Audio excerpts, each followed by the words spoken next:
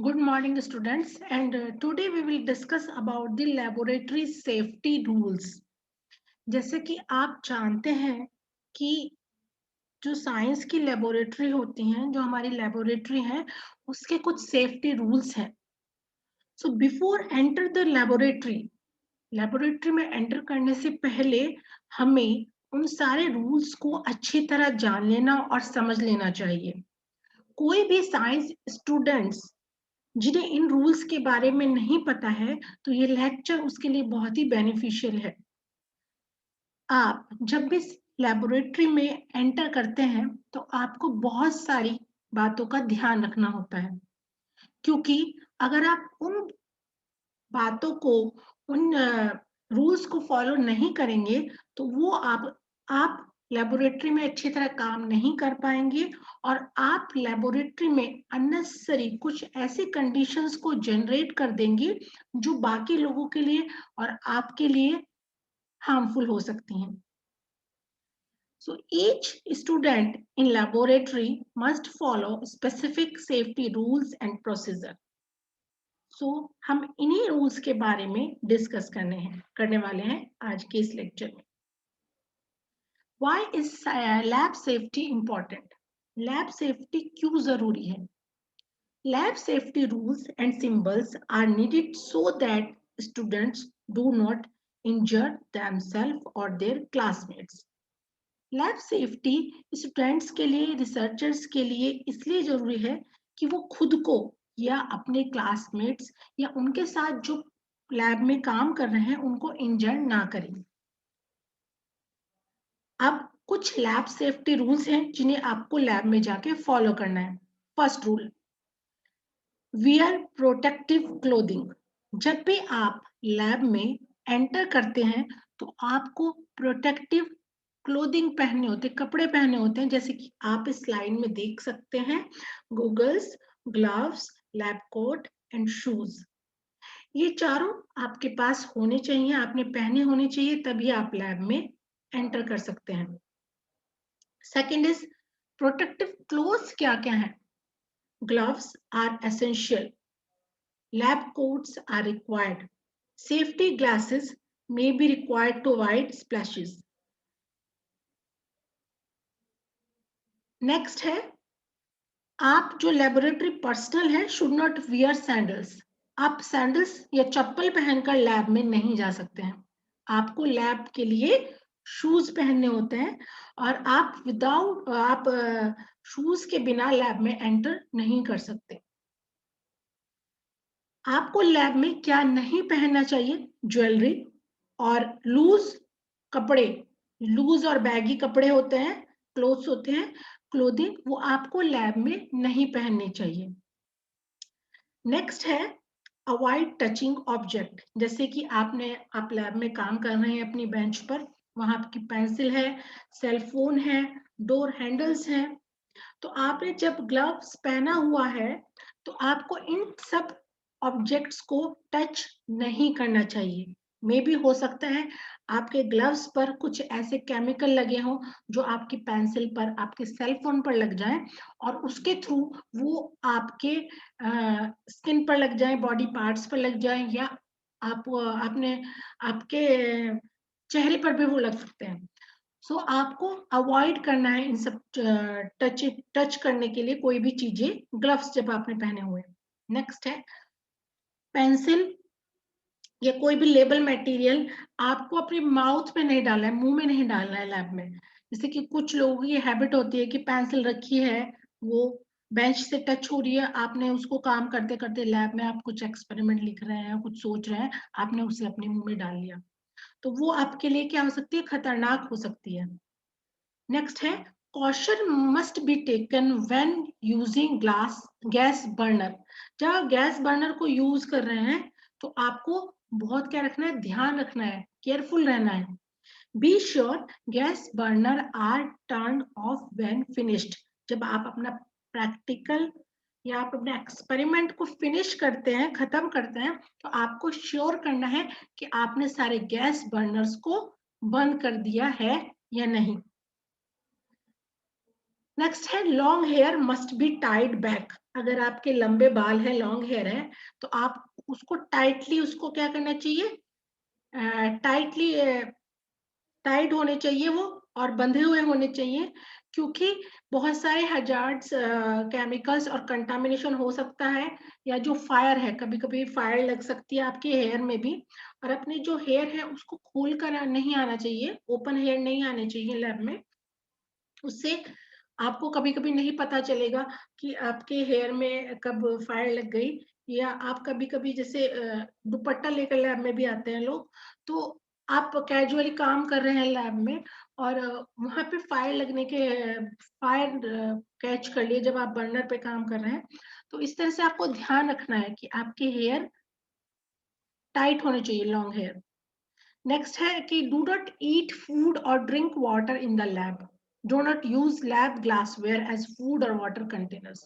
अगर आपको प्यास लगी, आपके पास बॉटल नहीं है, तो आपने सोचा कि चलो मैं बीकर से ही पानी पी लेता हूँ, तो ये बहुत ही गलत हैबिट है लैब के लिए। आपको कोई भी लैब में कुछ भी खाना पीना नहीं है।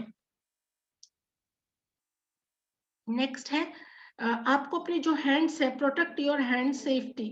आपको अपने हैंड्स है उसको प्रोटेक्ट करना है।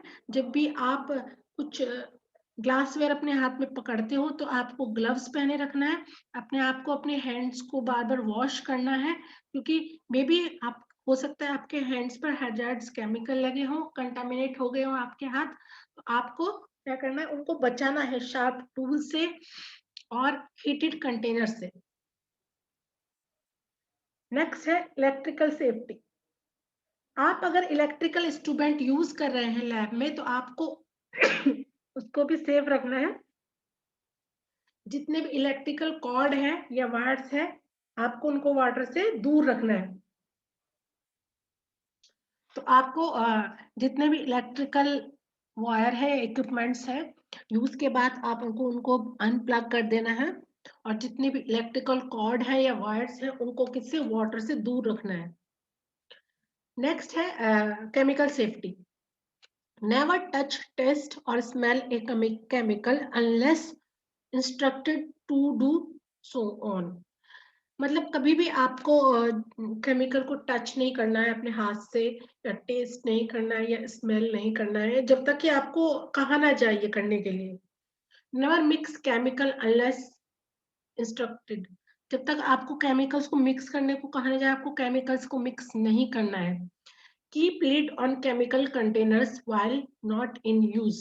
जब वो आप यूज नहीं कर रहे हो किसी भी केमिकल को, तो आपको उनकी कंटेनर जो है उसके उसकी लिड को क्या करना है, बंद करके रखना है। कभी कभी आप काम कर रहे हैं और आपने दो केमिकल को खोल रखा है, उनकी बॉटल्स को, कंटेनर्स को, और उनकी लिड भी ओपन है, तो इससे क्या होगा, आप कोई ऐसा एक्सपेरिमेंट कर रहे हो तो फायर को कैच कर सकता है, या आपको कंटामिनेट कर सकता है, आपके स्किन को नुकसान पहुंचा सकता है। तो आपको बहुत ही ध्यान रखना है केमिकल सेफ्टी का भी। नेक्स्ट है do not take any cultures out of the lab for any reason. आपने कोई कल्चर डेवलप किया लैब में, और आपको लगता है कि मैं इस कल्चर को ले जाकर अपने फ्रेंड्स को दिखाऊं, या अपने घर ले जाकर दिखाऊं, तो आपको इस ये भी नहीं करना है। लैब से किसी भी कल्चर को बिना किसी रीजन के बाहर नहीं ले जाना है। और क्योंकि ये जो जितने भी टाइप के कल्चर्स होते हैं, वो पोटेंशियली पैथोजेनिक जेनिक है, तो आपको उसको हैंडल करना आना चाहिए। और जितने भी लिक्विड कल्चर्स हैं, आपको उनको टेस्ट ट्यूब रैक में रखना चाहिए। Do not engage in practical jokes और horse play in the lab. अब लैब में इस तरह से मतलब छेड़खानी नहीं कर सकते लैब में, आप खेल नहीं सकते, और कोई भी जोक्स नहीं कर सकते लैब में, क्योंकि लैब में आपको सेफ्टी का ध्यान रखना है। नेक्स्ट है keep note non essential books and clothing far away from your work area. जहां पर भी आप काम कर रहे हैं लैब में, बेंच पर, वहां पर आपको अपनी जो बुक्स जिनकी जरूरत नहीं है, क्लोथ्स जिनकी जरूरत नहीं है, आपको वो अपने वर्क एरिया से बाहर रखनी है। और जब भी आपका काम खत्म हो जाता है, wipe the bench top down with disinfectant. both before you begin your work and after you completed your work. तो आपको जो अपनी बेंच है वो डिसइंफेक्टेंट से क्लीन करनी है काम स्टार्ट करने से पहले और काम खत्म करने के बाद. And next is dispose of waste product according to instructions. जैसे कि आपको इंस्ट्रक्शंस मिले हैं उसके अकॉर्डिंग आपको वेस्ट प्रोडक्ट को डिस्पोज ऑफ करना है. Reports all accidents no matter how minor to your supervisor. जो भी एक्सीडेंट होता है लैब में, आपको उन सारे एक्सीडेंट्स के बारे में अपने सुपरवाइजर को क्या करना है, रिपोर्ट करना है. ये कोई इंपॉर्टेंट नहीं है कि वो एक्सीडेंट माइनर था या मेजर था, आपको सारे एक्सीडेंट्स के बारे में रिपोर्ट करना होता है. नेक्स्ट है lab safety equipments. Lab safety equipments में सबसे पहले आता है सेफ्टी शावर, जो हर लैब में होना चाहिए. सेफ्टी शावर, अगर हमें ऐसा फील हो रहा है, हमारी स्किन पर इचिंग हमें फील हो रही है, तो हम क्या ले सकते हैं, शावर ले सकते हैं. Next is I wash. I wash भी एक इंस्ट्रूमेंट है, इक्विपमेंट्स है लैब सेफ्टी के लिए. अगर हमें अपनी आंखों में जलन लग रही है, कोई किसी ऐसे केमिकल की फ्यूम्स हमारी आंखों में चली गई है जिससे हम जलन महसूस कर रहे हैं, तो हम आई वॉश की हेल्प से अपनी आंखों को वॉश कर सकते हैं. नेक्स्ट है फायर ब्लैंकेट. फायर ब्लैंकेट भी हर लैब में होना चाहिए, क्योंकि कभी भी फायर लगने पर हम उस फायर ब्लैंकेट को यूज कर सकते हैं. और फायर एक्सटिंग्विशर भी लैब में होना चाहिए कि फायर लगने पर हम उसे यूज कर सकते हैं. लैब सेफ्टी सिंबल्स क्या होते हैं, आपको इसका भी पता होना चाहिए. जैसे कि आप यहाँ पर देख सकते हैं लैब सेफ्टी सिंबल्स. जैसे ये एनिमल हजार्ड है, ये एनिमल का सिंबल है, इसका मतलब है एनिमल हजार्ड. यह है शार्प इंस्ट्रूमेंट्स हजार्ड. कुछ इंस्ट्रूमेंट इतने शार्प होते हैं, तो पहले से हम वहां पे सिंबल ला के रखते हैं कि be aware. And next is heat hazard. Next is glassware hazard. Next is chemical hazard. Next is electrical hazard. Next is eye and face hazard, fire hazard, biohazard, laser radiation hazard, radioactive hazard और explosive hazard.